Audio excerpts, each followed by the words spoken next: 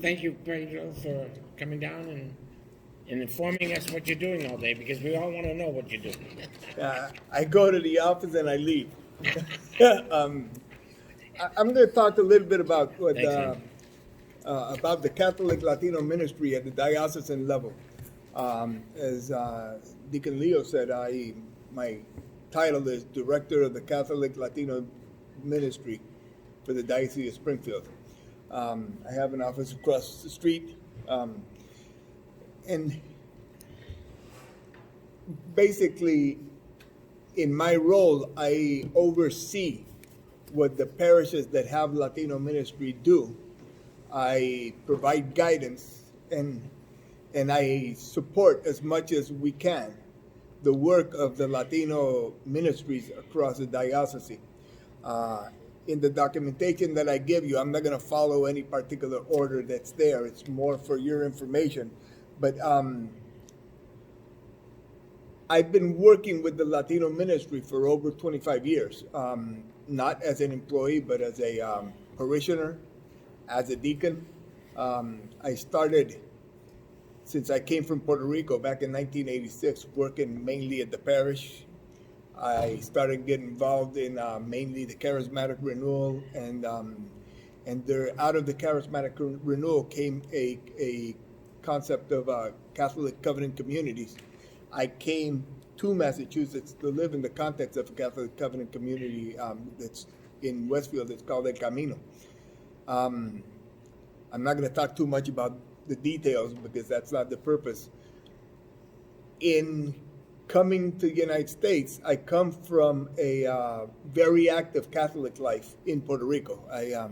In Puerto Rico, I was basically working with the youth ministry of my parish. And the two parishes in the town that I lived in, and I was pretty much involved as a pastoral minister in a chapel of my parish. My parish had 8 chapels. It was rural, and there were about 150 people would go to mass on the weekends, and I would take communion to the sick, bring the priest to confess the sick, and on and on. So I came with that experience, got involved with the Latinos, and when the Latino ministry pretty much opened its accessibility, if you will, because Latino ministry existed since way before I came, but became more vivid with who was then Father Paul Manship, and he kind of opened the Latino ministry as a well-known organization. Eventually, Andres Lopez took the leadership, and after Andres, I kind of volunteered after he left and said, I can hold the ship until somebody's picked. And I guess that was my way of saying pick me, because I ended up picking. I remember I told Leo, I'll throw my hat in, because it's something that I've been involved in, and I'm pretty passionate about it. The Latino ministry, actually the first Mass in Spanish in the Diocese of Springfield was done in St. Mary's in 1964 on the first Sunday of Advent. And it was done by who was then Father O'Neill.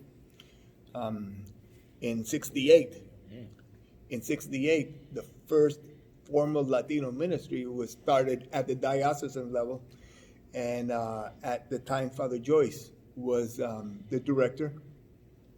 Eventually Father Mike Doyle here in the North End, and after Mike Doyle, Father Paul came. What do we do? Pretty much, it's been more of a formation and a bringing together type of ministry. We focus a lot on formation, and if you look at our work, which is kind of summarized in here, we have a lay pastoral ministry institute, which we do it in conjunction with Our Lady of the Elms College. Every September and October on Monday nights, we have a class, and we have every year we've had different topics. I think the list of topics are in here somewhere. The last one we did pretty much was based on our traditions of faith, Latin American expressions of faith. We called it sharing our faith interculturally among the Latinos.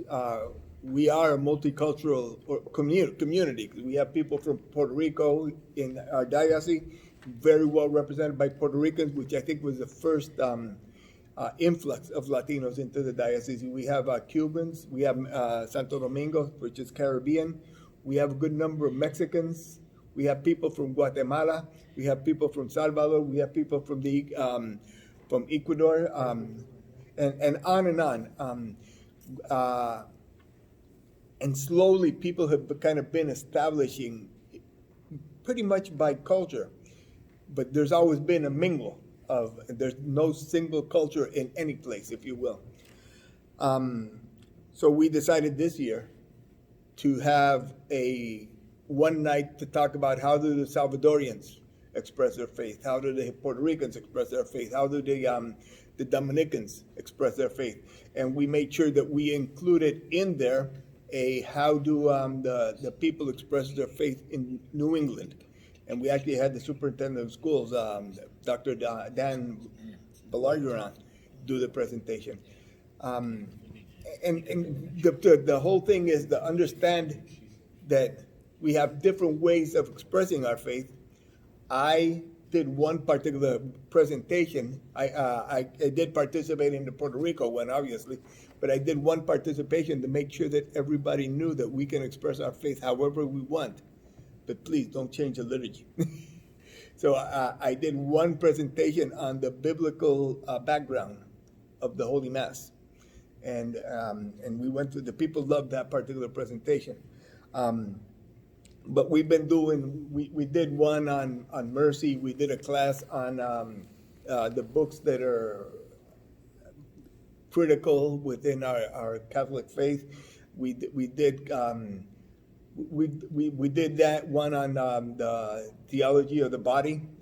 We had some of you have probably met Huffman Ospino. He came and did a couple of talks. The bishop came and did a couple of talks. Father Jose Sisken did a couple of talks. So that's one of our biggest, if you will, programs that we do every year from the formation perspective. One thing that we're very we focus a lot on is making sure that our ministers of the liturgy are well trained, follow the certification and recertification process. So we do often, at least, but we usually do it more than every 3 years. We do a program to make sure that all our extraordinary ministers of the Holy Communion and our lectors are certified. And every 3 years they renew their certification. We try to make the content of what you do as a minister of the altar the same, consistent, but we add something to embellish it to and make sure that people do want to come to the next one to get recertified. All too often, I already went to that. But one thing that we try to do is make sure there's our differences, that there's something new in every presentation. Over the last year, as a director of the office, I've been trying to make sure that what we teach is no different than what it's taught at the diocesan level in English. And that's one of the goals that I have, is about consistency in services. We might teach the class differently. We might be a little bit more flamboyant, more jokes, more stories, more different kind of snacks. But the content has to be as close as possible to all across the board. So we want to make sure that everybody's singing to the same music book, regardless of the language. So we do that, and actually we just went through this program in December 21 and 22, or 22 and 23. I know it was a Friday night and Saturday. We have this crazy thing about that I call flexibility. because we were doing it on Saturday morning and afternoon, and Friday night, some people said, but I'm a catechist and I have to teach CCD on Saturday. How do I get certified there if I can't be in two places at the same time? So we made makeup sessions. So to the to the first session, we had about 86, 89 people show up. The makeup sessions were 40, 45. So there's attendance, and there's attendance, there's interest, and the people who come excite the people who teach, because people come with a high interest, with a lot of excitement about learning something new. We have focused a lot on having religious education classes to catechists. And before I came on board, we would do a level 1 and level 2.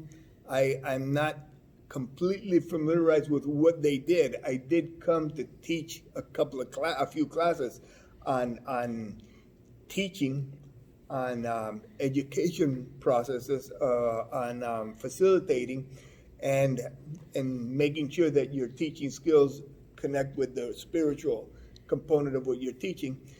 But this year we decided not to do it. We wanted to jump on the bandwagon with Celeste Lavey and make sure that our Hispanics are participating in the Religious Education Leader Program, the DRE program. So we're kind of focusing on making sure that the individuals among the Latino population across the diocese participate in that. And I think that will help them help the catechist teach appropriately. So we're going to be revising that component. So there's a lot of formation. We had a little magazine, and I thought I was spending too much money on the Despertar Latino, which is a little flyer. It was a lot of advertisement, a lot of announcements, a lot of pictures of what we do, a lot of pictures of what different parishes do in their Latino ministry activities. But as I visited the parishes, I saw a lot of leftovers, and I started asking me, what benefit is this giving? And I decided not to publish for a few months. I didn't get a lot of requests. I actually, in about 5 months, I only got 2 people ask me. I haven't seen the Despertar Latino, so I think I kind of concluded that it wasn't something that was critical. So I'm using that money for something more important, if you will. We do have a Catholic radio station in Spanish, 102.5. We call it Católica Springfield. We do a lot of ads there. We advertise the masses. We advertise, actually there's mass on radio every day at 9:30 in the morning. And in the Spanish network, the mass is in English. It's a publication of the one that comes from the Catholic TV in Boston. So it's a different way of hearing radio. You'll see, if you hear the radio, it has a lot of similarities in how it's presented as your local radio stations in Spanish. But the music is all Christian. I mean, it's all Catholic music. There's a lot of real nice talks about the faith, about charismatics, about what goes on in the church, et cetera, et cetera. It's something that's kind of really exciting. Isn't 2 of our deacons very involved in that? Actually, Lino and, Deacon Lino San Miguel started the whole Catholic programming every Sunday from 8 to 10. And Deacon Angel Diaz started the station, which is 24/7. He's managing it. Right now he's looking for somebody to take over the management of the station. He's trying to step down and just focus on the technical aspects. He's pretty busy, but he hasn't found anybody. I think he's been looking for somebody for over a year to take it over. I'm not sure how successful he's going to be on it. So basically, one of our focuses is to make sure that the Catholic Latino population is in sync with every liturgical formation aspect as the diocese is. I'm trying to bring the Latino ministry into the diocesan at large ministry, one church, so to speak.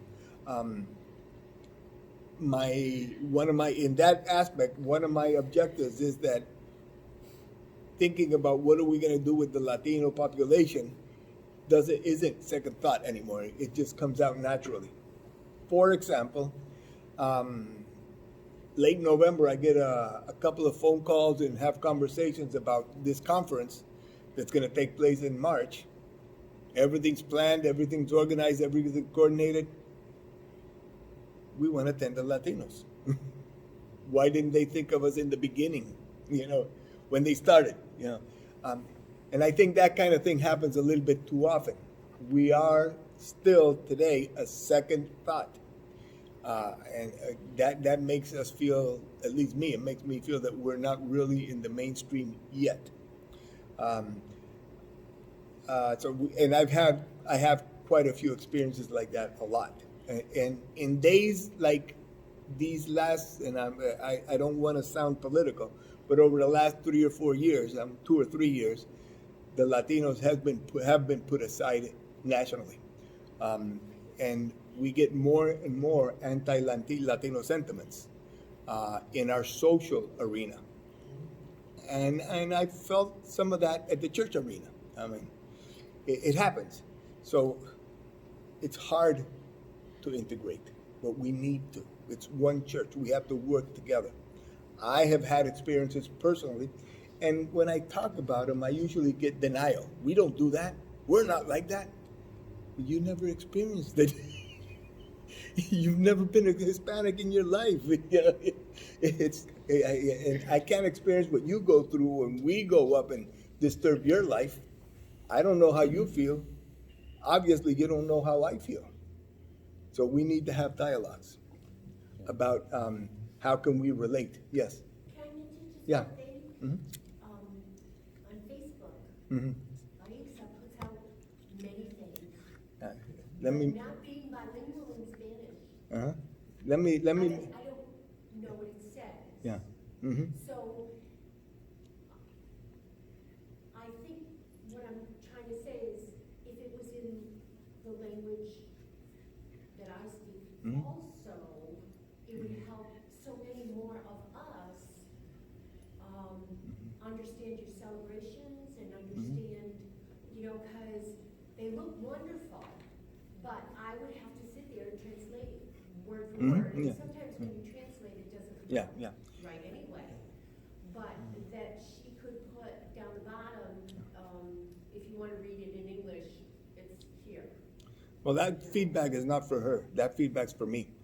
And let me talk a little bit about the Facebook. Aixa's my wife. My wife set up a Facebook page so she can connect with the people who graduated high school with her. She barely uses it. Oh, I broke my leg. I had nothing to do. I took over her Facebook page. I use her Facebook page. okay. So it's not Aixa who publishes. She occasionally looks at the stuff that I publish. She's not a Facebook user, too much of it. But I know where you're coming from. I publish everything I get in English, and I publish everything I get in Spanish. And I'm just and I try to publish as much as I can in the native language that it's published in. I'm not going to be translating or looking for. I don't have time. I mean, I look for translations of the information. I just for me, actually, one of the reasons I publish the stuff that happens in Puerto Rico, I grew up in a very live parish. To this day, it's very lively. And I publish it to the people who look at the Latino Ministry page as thoughts and ideas of things that we could do here. Yeah, and that's what I'm trying. That's my target. When I upload, I always upload to the Latino Ministry page, which that one I did start. when I did start. So, and I'm glad people see that at least you can see the pictures of activity and you know that things are going on. But I mean, I do enough translations as it is. I got a marriage preparation class in Spanish. I do twice a year. We have, we're working on a pastoral plan. This is the last pastoral plan. Let me turn it out this way. You might understand it better. It's called at our home, and was done about 12, 13 years ago, and it was done to make the Hispanics feel at home in our diocese. It's published in Spanish, it's published in English, depending, and you can read it however you want. We have an annual calendar. The 2020 is right now and my secretary keeps on putting it on my desk. I'm not going to read this piece of paper. So Friday night she published it on my email. So I'm going to be looking at what the calendar looks like this year, to look at all the activities that we have in different parishes, in different movements, et cetera, in the Latino. We actually, in November, we had a meeting with all the leaders of all the movements and activities and parishes in the diocese, and we put our calendar together. And in preparing our next pastoral plan, we're following the process that has been developed by USCCB called Quinto Encuentro, the fifth encounter of Catholic Latinos. How do you pronounce it again? Quinto, which is fifth. Yeah. Encuentro. Encuentro, yeah. Not to be confused with the Encuentro Juvenil, which is an offshoot of the Encuentro movement. And this is the fifth encounter. I think it was the fourth encounter. There was an encounter that was focused on youth. This particular pastoral plan came as a result of the third national encuentro. Okay. Now, they get thousands that come to the national conference, don't they? Yes, we actually sent 10 delegates from Springfield Wow. to this session Yeah. in September of 2018. There were over 3,000 people participating. There were, in Mass, there were over 105 bishops or cardinals, and there were over 200 priests. Yeah. On Saturday night, all the bishops and cardinals that were there had dinner with the youth.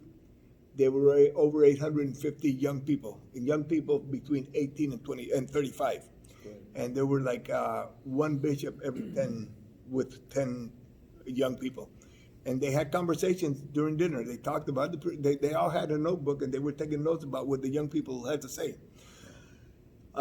This process started at the parish level. I mean, it came down from USCCB. We had parish encounters. I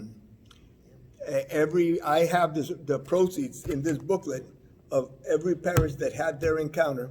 I got their notes. I put together a package, and we had a diocesan encounter in I think it was March of 2017. That was when we were doing the listening sessions with the bishop. So the morning session, we had a 2-hour listening session where the bishop, we actually used the first part of the encounter to express what we liked about the church, what needed to be improved, and what needed to be added. Remember those 3 questions? Yep. We started with that, and in the rest of the day, we talked about how do we address, what are the 3 or 4 critical issues that we talked about this morning, and what are the recommendations that we do to address those issues at the diocesan level. Those proceeds went to Hartford, where we had a regional encuentro in Hartford, where all the dioceses of New England went. And we actually, it's kind of weird. We're a small, from the geographic perspective, we're a small region, but we had 2 of them. We had one in the north, one in the south. Where over there in the 3 states included 1 region in the West, and all those states are real big. But we had the Hartford one. Again, we took our delegates, and we had the encuentro over there. We had all this is a consulting process. What are the needs? What do you want to do to improve? What is the church doing? How can the church get better? And blah, blah, blah for you. So we had those proceeds, and out of those proceeds, they came out with this book, which has all the information that came out of all the regions. This book was given to us about 2 months before the encuentro. And we went to the encuentro with this information. Here was the program. This is how complicated it was, how long. This was just the program. This is the information of every region. And this book came out about a month ago. The bishop sent it to me. He received it in Spanish. Mm-hmm. I'm going to talk about that at the regional level. Why did they send it to my bishop in Spanish? I got a benefit out of it because he can't read it and send it to me, which I've been looking at it, and what we're doing now is, and you'll see a little bit on the packet, at least the outline. We're preparing a new pastoral plan for our diocese based on all these encuentros. In late October, we had a little in-service, to use educational terms, at La Salette, at the sanctuary. We had an in-service where we talked about how to develop pastoral plans, how to work in your diocese. And our work, we already have like the top priorities that we selected. We have an outline of how each priority is going to be addressed. We have objectives, goals, et cetera, et cetera. We want to work with action at the parish level. Our goal now is go to all the parishes that have Hispanic ministry with this information, give it to them a month or 2 ahead of time, ask them if they want to add a priority for their parish, and if that same priority shows up in multiple parishes, we'll add it as a priority for the diocese and have every parish do a parish pastoral plan. And through this process, by the end of this year, we'll have a diocesan pastoral plan for the Latino ministry. So that's some of the work that we're doing. Just to give you, we have made an analysis of what our diocese looks like. And if you remember the convocation that the priest had not too long ago, Father Ryan Rooney passed out a questionnaire to all of the priests and did a little analysis, asking them, do you have Hispanics in your parish? Do you talk Spanish? Do you do Mass in Spanish? A lot of interesting questions. Out of about 110, maybe 105 priests, we got 63 or 64 responses. That in itself is telling. Why didn't you respond? Could be because you thought it was not relevant. It could be because you don't care. And I get a feeling of that sometimes. I get a feeling of both. But we got how many priests know enough Spanish to do Mass. We got how many parishes have a large Hispanic ministry. I had 13 in my list that I serve, if you will. We had the parishes that have a small Hispanic community. And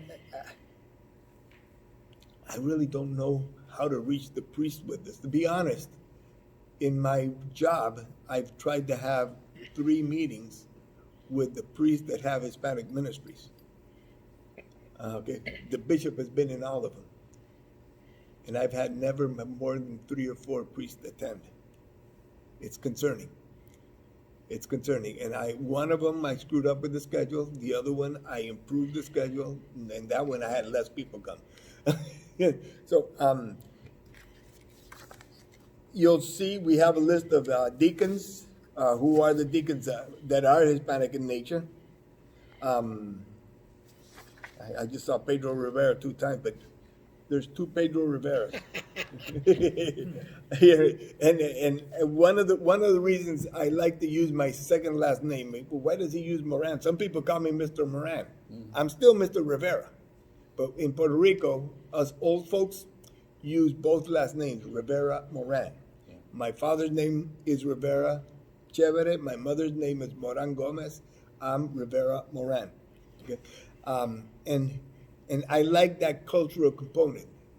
The second benefit of it is, I don't know if you have two deacons with the same first and last name outside of me and Pedro. Well, you got a Jose Rivera. Jose Rivera. Jose Rivera, yeah. And you got a couple of angels, but they all Yeah, they have have last different names. last Yeah. names. But there's a Deacon Pedro J. Rivera in Hartford. There's two Pedro J. Riveras in Hartford.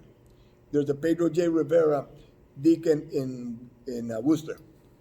And every class that I went to, there was a Pedro Rivera in addition to me. Well, that's like John Smith in our language. I think it's, thank God there's not as many Puerto Ricans here in the States. So I like to differentiate myself, yeah. No, just a couple of things, really a question I'm Yeah. just a little bit more curious about as it relates to your ministry.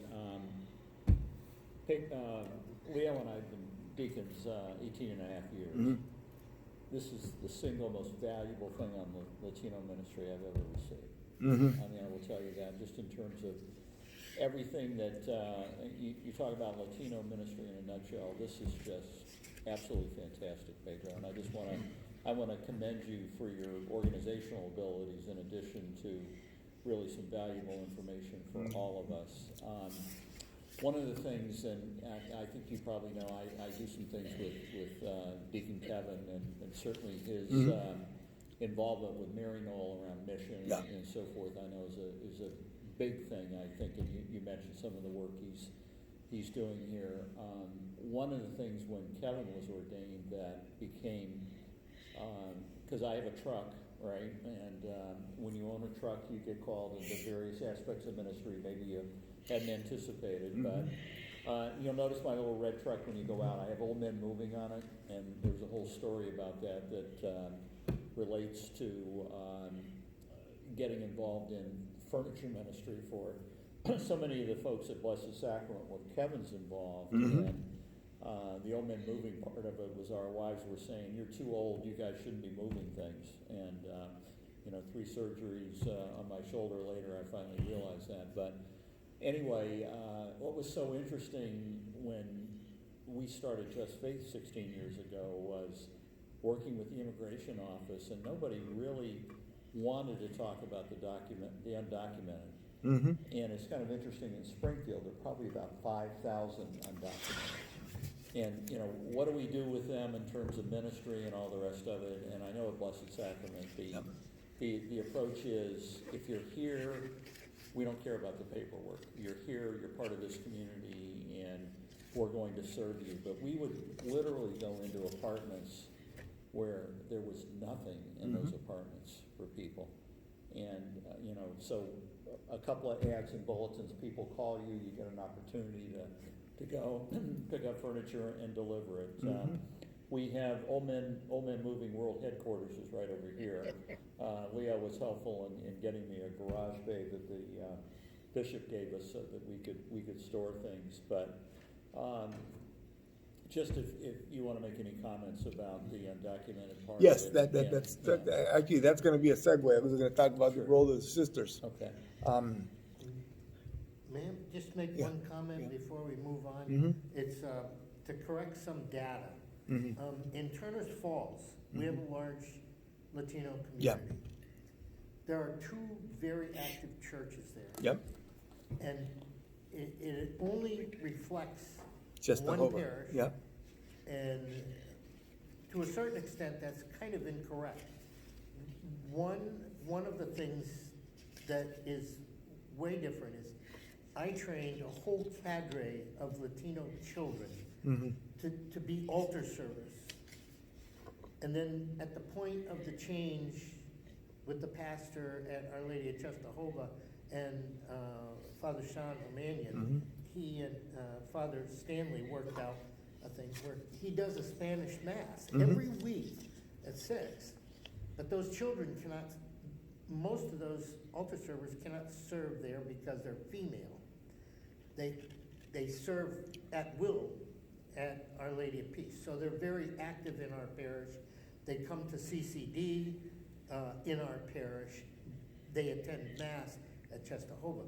So it should reflect Turner's Falls with two parishes, so that they are integrated pretty much in the Turner's Falls community. So they are active, especially the children. And the children are the ones that are helping their, we've had a wedding, we had a wedding at, I think, Father was sick at that time. So there Our were Lady two of other Peace? priests that did that. Our Lady of Peace? Our Lady of Peace, Turner's Falls.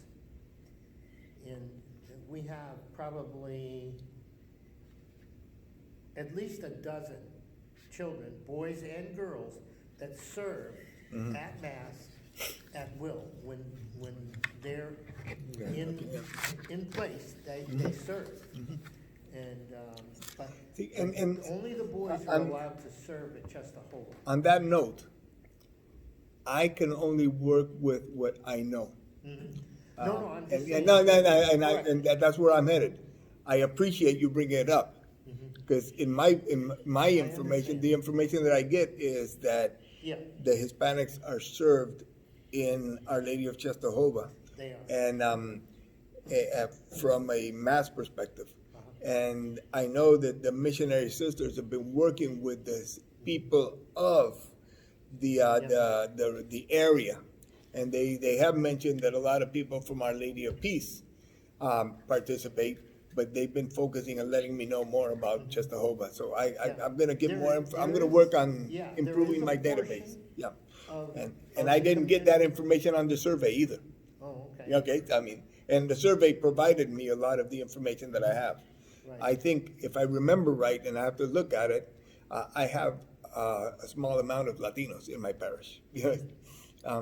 So, and that's one of the areas where I'm trying to get improved communication across the board. Yep, Let me go a little bit to what Sure. Deacon Toller talked about is we have, right now there's 3, but we've had 4 sisters that have been moving from parish to parish about every 3 years. Some places they've been 1 year, some places they've been 2 years, but we've tried to keep them with a 3-year window, working in a way that they can have a big impact. In the area where they have had the biggest impact has been here in Springfield, in the parish that Deacon Toller mentioned. It's Blessed Sacrament on the north end, on Waverly Street. There was a small movement that's called San Pedro de Betancur.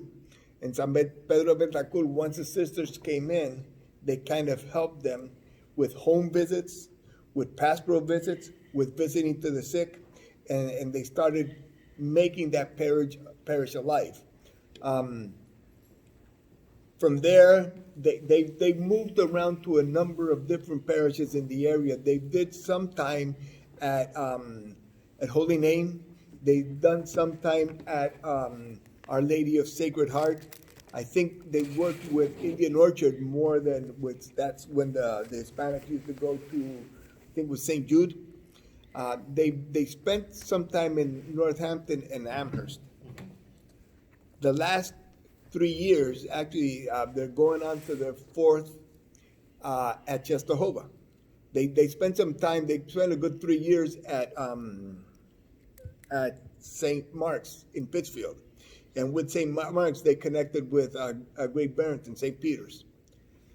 And now they're transitioning out of Our Lady of Czestochowa, and my request was, before you leave, I want to make sure that whatever you do, wherever you go, you have a sustained effect.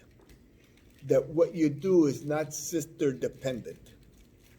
That what you do stays when you leave, because we know that every 3 years, on the average, you're going to be going to another area. They've been in Czestochowa for a little bit over 3 years, and from now through June, they are preparing leaders to lead religious education, to lead extraordinary ministers of the Holy Communion, to lead lectors, to lead religious education, you name it. They're now, they're actually working on a music ministry. They're helping the music ministry become viable. And their next assignment, and I think their main assignment, which they already started, is in a church where I personally, knowing the Latino population of the diocese, is where there's a lot of work and there's only one priest, which is Holyoke. You have two parishes. You have Father Jarek Mendez, who's not well from the health perspective. He's not sick, but he's not as healthy as we wish. And I worked in Holyoke for 3 years, and I know that politics in Holyoke is very difficult, and I know that the Hispanics in Holyoke have a hard time. In a school, I worked in a school where 91% of the student body was Hispanic, and it was a neglected school by the district. It was a horrible experience, and I wish I stayed there. But I know that the parish there's a lot of work, and there's two parishes, Immaculate Conception. I always thought Immaculate Conception was a chapel of Guadalupe. It's actually a separate parish. But Father Mendez does both of them. So now we talked with Father Mendez, and he asked that the sisters refocus on the extraordinary minister of the Holy Communion work to the homebound. And what they're trying to do there is going to visit the homes and trying to develop a relationship with the elderly, the infirmed, and do communion services at the houses. And try to use that service not just to evangelize the sick and the family, but the neighbors as well. And they're starting to do that. And they're starting to know the community now while they're exiting Czestochowa.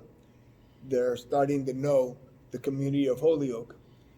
Once they complete their work in Czestochowa, they're going to start working with St. Mary's in Westfield. And in St. Mary's in Westfield, again, it's going to be a little bit more missionary. And I'm asking them right now, they're just understanding how the parish runs. They're not doing a lot of work at St. Mary's, just understanding how the life of the parish. And one of the things that we want to do is work on integration of the two communities into one, which Father Matt did a real good job.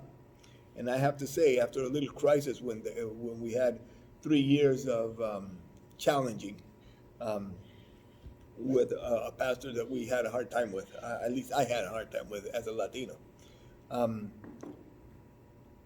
So all that said, one of the focuses that they have is with undocumented Latinos. And with this new protecting our children, safety, etc., I'm in communication with Jeff. And now between January and February, I'm going to meet with small groups of undocumented Latinos.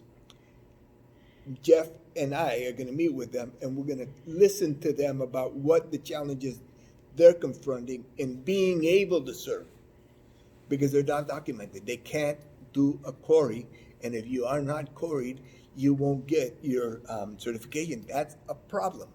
So the first step is let's listen to what the details are.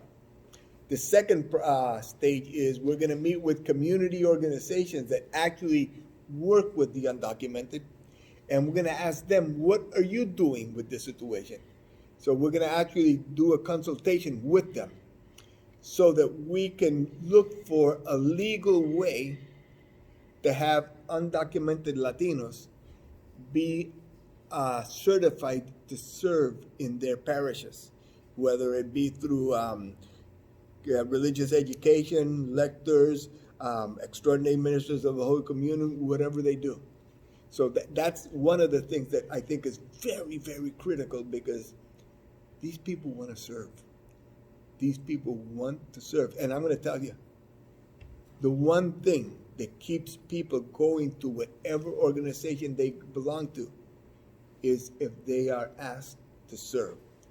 And my theory, or my theology, is that service is one of the best, if not the best, human expressions of love, which says that people have a strong desire to love. And if you don't let them love through service, they'll go try love someplace else. Amen. And that someplace else could be another church. That someplace else could be another community organization. That someplace else could be another gang. And that's our reality. We want to make sure that all the Latinos have the opportunity to serve. And there is still a little wall between cultures that we have to break. And I still go through it. I still encounter challenges. One of my beautiful experiences in my diaconate was Deacon Paul Mazzarello. I think it was probably the third class we had.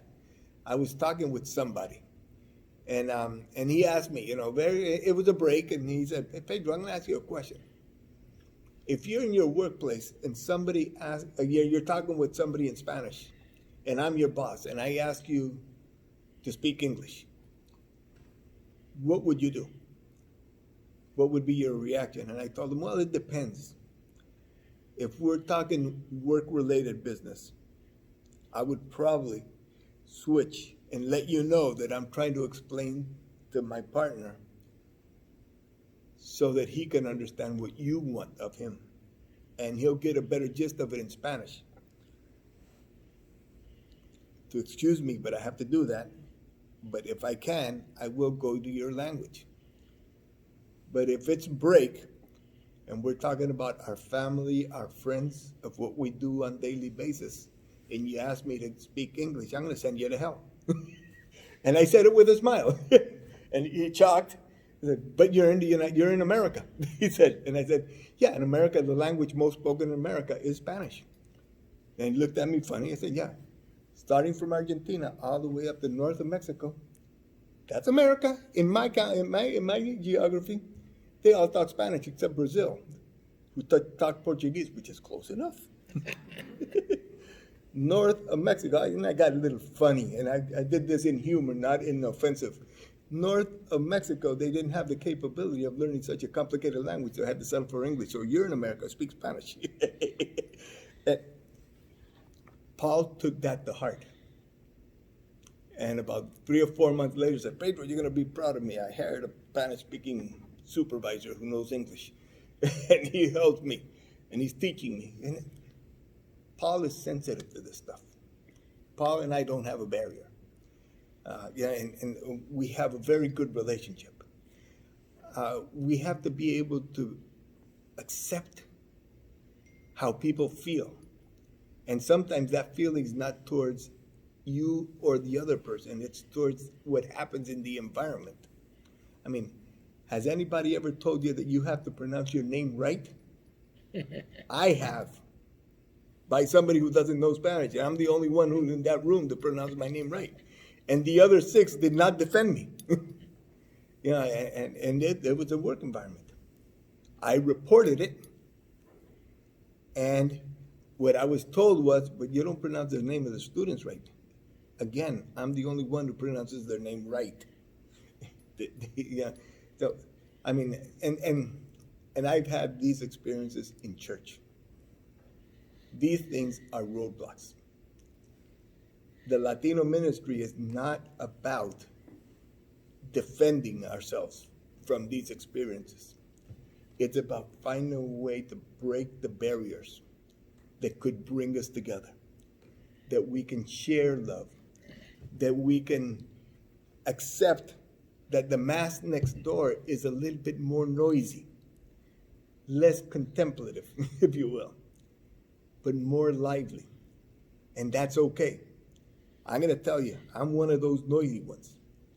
But from time to time, I go to Spencer and spend a lot of quiet time in the monastery because I like that silence. I know that there's multiple ways of expressing your faith. I've even experienced expressing my faith in China, which is a beautiful experience I had for 3 months over there. So the Latino ministry is about trying to structure and make sure that we have the ability to express our faith share our faith. One of the things that I would like to do is break the barrier about just sharing our faith among Hispanics and extending to non-Hispanics and living a Christian life among non-Hispanics. And to be honest, there's a lot of Hispanics that are afraid to do that. Or do not have, not necessarily a good experience, but do not have a significant experience in their spiritual life when we go to a service that's not in Spanish. Because it's not that it's wrong, it's not expressed the same. And it won't, because we are different. Because we come, just to give you a little historical perspective, the people who came from Europe to the United States came to establish themselves in the United States. They knew they were not going back. They didn't want to go back, so they came to the United States to make a new life for them. So when they came to the United States, they structured their governments, they structured their governance process, they structured their communities. Yeah, they gunshot themselves all the way down, and sometimes I don't like that, but the poor natives suffered the consequences. But the Europeans that went to Latin America did not have a commitment to stay. They actually, coming to Latin America from the Spanish perspective was an opportunity to do ethnic cleansing, get rid of their Moors, get rid of their Jews. The people who were Christian came as officers, military or religious, to evangelize or to take over or to protect. But they did not have a commitment. They all had a plan to come, ransack, and take back. So if you look at the root of how people grew up, those who established in South America established in regional perspective. Okay? Those who established in the United States kind of established in a national perspective. We have different heritages. You'll never get the United States of Latin America, but you'll get the Latin Americans to defend each other when they're under duress. And you'll get a Mexican to sing Mexican songs. You get a Puerto Rican to sing Puerto Rican songs. Actually, on the Three Kings Day celebration, we had the people from Great Barrington come, and they had their folk dances, and they got gifts from the Three Kings from our parish, and we celebrated the Three Kings Day. There's a lot of common things, and that's the beauty about having this kind of class that we had. In this little binder, you'll find maybe one or two incorrect pieces of data. Great Barrington, Franklin County, yeah, okay. But you'll get a little bit, a good gist of what we do, how our population looks like, what does our clergy, from the priest perspective, look like. You'll get information about how we're planning on working on the pastoral plan for the Latino ministry with the Encuentro process, and we're alive, we're well. We love each other. We love everybody. But there are fears. And we have to be honest about it. There are fears. There's anxieties that we have to deal with. Any question or comment? There's one last thing. And I think it goes into that last component of the history. One of the things that characterize Latin America is the movements. You'll see the Cursillo movement. We have at least 2 cursillos a year, but you have ultreas every week. I don't know if the English community has ultreas every week, but we have every parish that has a cursillo ultrea. They meet every week. They have this. We've been having cursillos in the Diocese of Springfield for 11 years, actually 12. Now in December it was our 12th year. We have the charismatic renewals since almost since the inception of it. The Cursillo probably was the first movement in the diocese. Cofradía del Sagrado Corazón, which is a group of women who are devoted to the Sacred Heart. We have Movimiento Juan 23, which is a movement in Puerto Rico that is an offshoot of Cursillo, and they have a retreat that is has some similarities in what they want to do, but they do it a little differently than the Cursillo.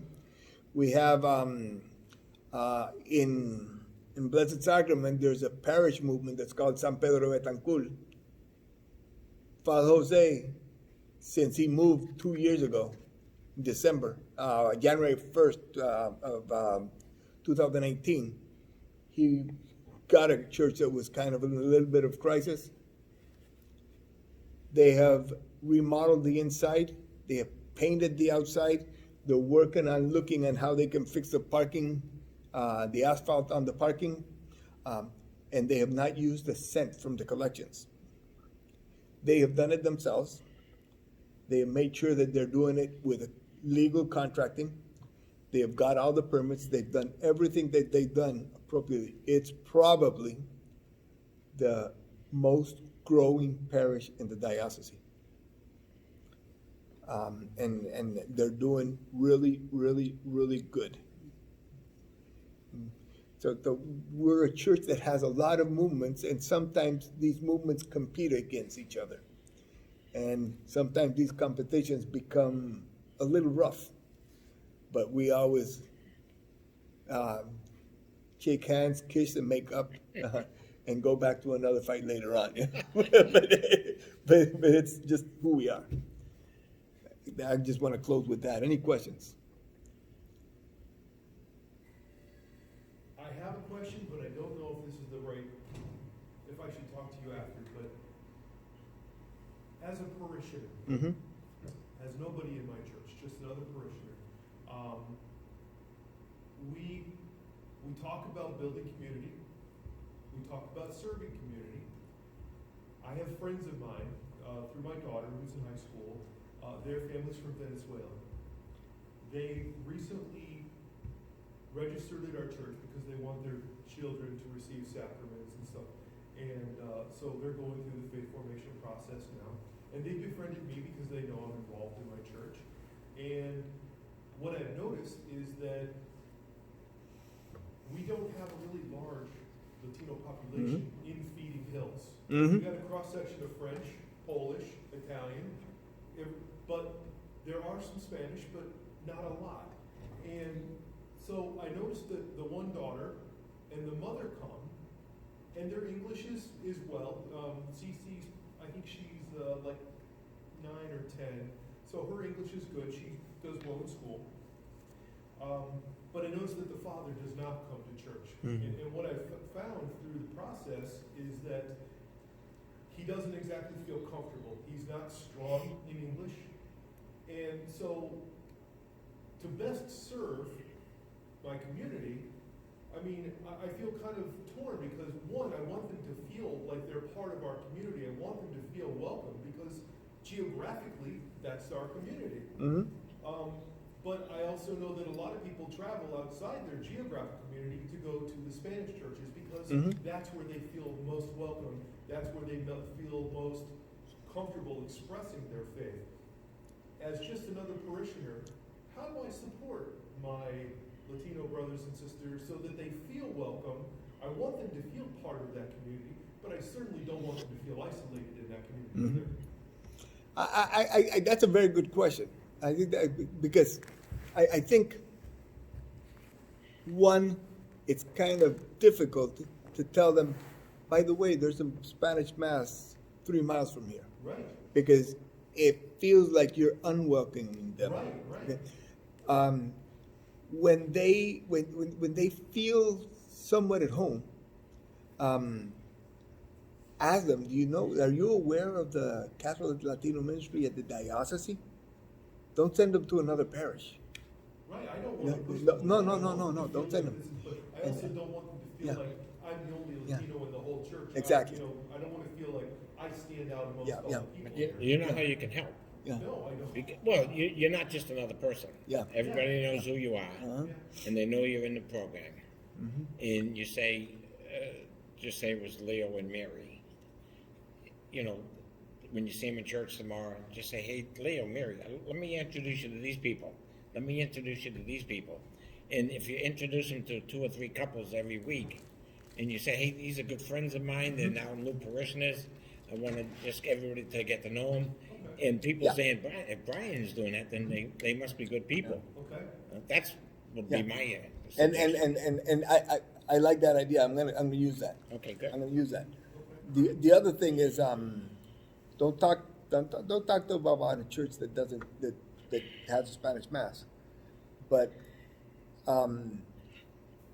try to get a copy of our calendar and let them know that where there's classes in Spanish, that they can send the father to. Okay. And I'm thinking about the courses that I've talked about here, like on September, October. If you're interested in formation in Spanish, you know, that type of thing. I had an experience. I lived in New Hampshire for a couple of years. Once I rented a house. First week, I go to the church that's closest to where I live. I knock on the door of the rectory. I introduce myself. I moved into Wyndham Street. I think this is the parish I'm supposed to be coming to. When can I talk with somebody about the activities that go on in the church? So he told me, well, when the church is open, you can go to church and pick up a bulletin, close the door and left. Okay. That week, because I was living in temporary arrangements in Nashua for about a month and a half, so I had developed a relationship with my coworkers. There was a very strong Catholic that worked with me in my department, and he told me he needed prayer, and he told me how important it was. So I decided to go to Mass every day, and a church was close to the factory. So I go to Mass at 7:30. I'm in my office at 8:30, and 8:30 was good for me. Go to Mass on Monday. I get a good morning. Go to Mass on Tuesday. After Mass, what's your name? Go to Mass on Wednesday. He says, do you live in the neighborhood? On Wednesday, having breakfast with the pastor. And Thursday, I'm a member of the parish. Yeah. But then, about 6 months later, some people from Puerto Rico went to do a project in the plant where I was working. I worked for Digital. They went for a project at the Digital in Salem, New Hampshire, which was the building I worked in. And one of the guys asked me, do you go to Spanish Mass in Lawrence? I didn't know there was Spanish Mass in Lawrence. So the next day, he told me there was a little sign in the hotel. He brought me a copy of the sign. I went to the church that week. I found out how close it was to my house. My wife was having a hard time, just like you, like your friend. I'm the one who speaks English. My wife didn't. We went to Mass at Immaculate Conception in Lawrence, and after the Mass finished, I have this habit with my family to say a few prayers, thanking the Lord for the service, the communion, the fellowship. But I saw a bunch of people from the parish kind of looking at us, pointing at us, and talking.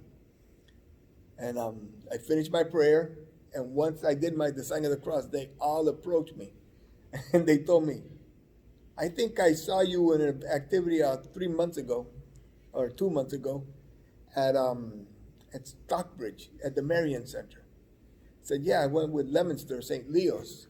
I sometimes play in their music ministry.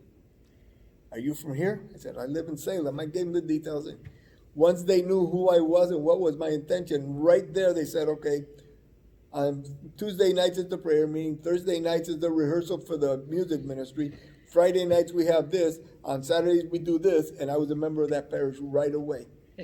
My wife felt more comfortable there. I was trying to get involved in the parish where they accepted me, but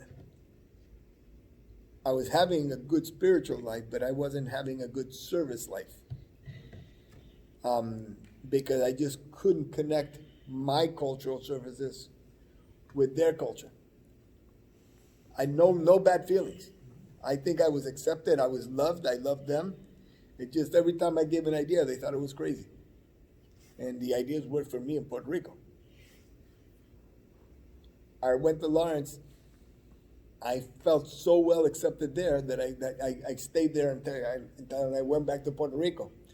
Before I went back to Puerto Rico, I went on a Sunday Mass to the parish that I started in Salem, to apologize for disappearing on, because I felt guilty.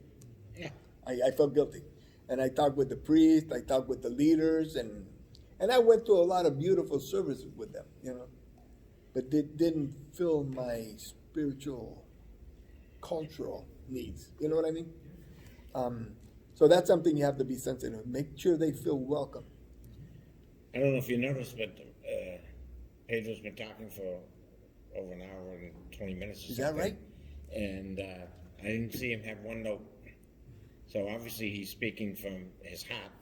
And the Spanish apostolate is very blessed to have him as its director. So thank you very much, Pedro. And I apologize for overextending.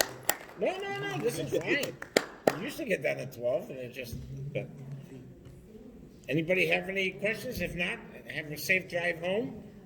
And we'll see you on March 7th. And God willing, we'll have Catherine Bronner as a speaker from Catholic Charities. Good job. Good job. Who wants to take these donuts home? Huh? There's only 5 in the morning. Oh, no, not me. So that, He wants you to take them home. no,